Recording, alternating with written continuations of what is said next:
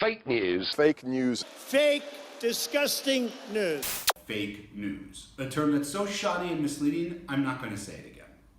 The EU is currently working on a plan to tackle fake news, and as an NGO, we at Liberties should be thrilled by this, because groups like ours are often the targets of fake news. Just this year, the NGO Save the Children was accused of colluding with human traffickers during rescue operations in the Mediterranean. This caused serious harm to its reputation, while also managing to enrage the group Sell the Children, who just want to credit where credit is due. But we're not thrilled by the EU's plan. We're not even tickled. Sure, we thought we heard something that sounded good, but then we took a peek and said, see ya. To explain our concerns, Liberties and 2 other organizations just released a blockbuster new report on the issue that's already been read by 3 people. So let's spend just a minute going over some of the biggest problems that we have with the EU's plan. For starters, there's no agreement on terminology, and the EU has not committed itself to not using the term fake news going forward. They even formed an expert group to study the issue, and guess what?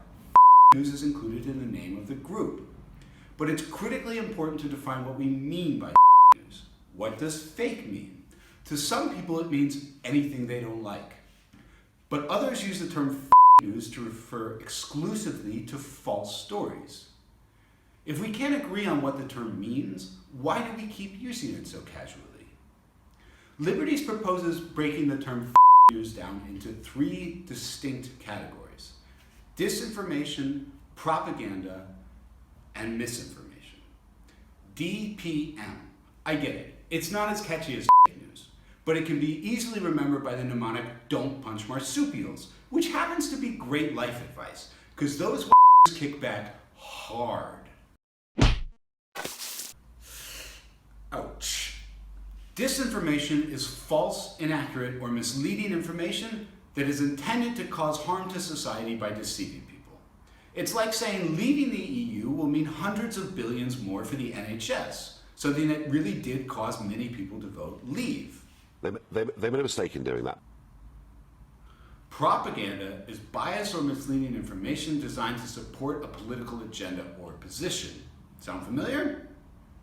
Misinformation is information that is false, but the person who's disseminating it believes it to be true. It's like Skype employees saying the new Skype is awesome. Or, would you mind petting my head, please? Oh, yeah, that's the spot. That's the spot. See, there's no way that that rabbit is actually talking. But just because the title says it is, doesn't make it fake news. So we really want people to stop using the misleading term fake news, because names matter. So what is the EU's plan exactly to tackle fake news? They want to create an independent body of fact checkers to assess whether news is false or not. So what's the problem with this? Because, as we all know, Tinky Winky's credibility is beyond reproach. Or is it? It is simply not reasonable to suggest that internet companies, such as Facebook, could hire people who will be free of their own human biases and conflicts of interest when deciding what is and is not news. This would essentially be privatized law enforcement, where Facebook employees and not public accountable officials would decide where our free speech ends. And the last thing we want is to live in a world where we can't have important discussions about issues of the day because these guys have a hidden agenda. In the coming weeks, we'll discuss more about fake news. For example, how it affects free media and free and fair elections. But a good place to start is to simply stop using words that cause confusion and distrust. To help spread this message, please share this video. And maybe become the 4th, I just finished. 5th person to read our report.